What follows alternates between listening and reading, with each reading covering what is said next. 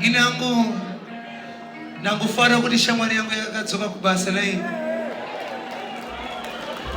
Hanzi mwana akatadza nayi unomurovera kuseri kwedhoo, but ukafamba naye pavanhu unongoti ndiye dangwe rangu nayi. Majusi ndinomuda nemoyo wese, uyu ndiye mukoma wangu. Ndinangoti oreti mdara, ndoda kutendai mdara, vana tinotadza ende akasike kutanga uyu achatokutadzirai kudarika nhasi naye, asi mwana haarangwe muchishandisa hasha. But ndakazofara mukati mwana dzoka kubasa, muri yako ndozodyeiko ndikakumisa basa. Ndinotenda mdara.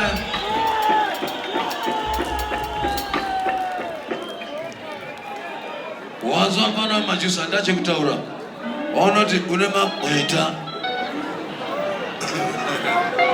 Advocate.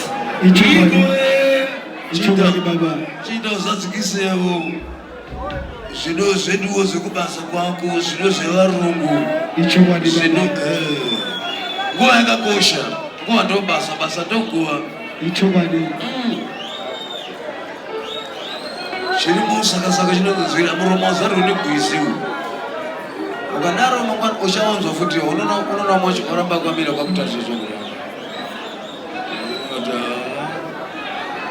Aiwa zviripo. Thank you Baba Shiru. Varungu totendawo nenyasha nezvamaitaura avo.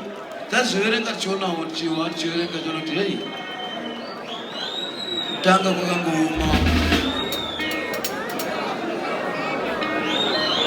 Havana kuchengeta mhuri, semunhu akasiyiwa namai vevana ivavo.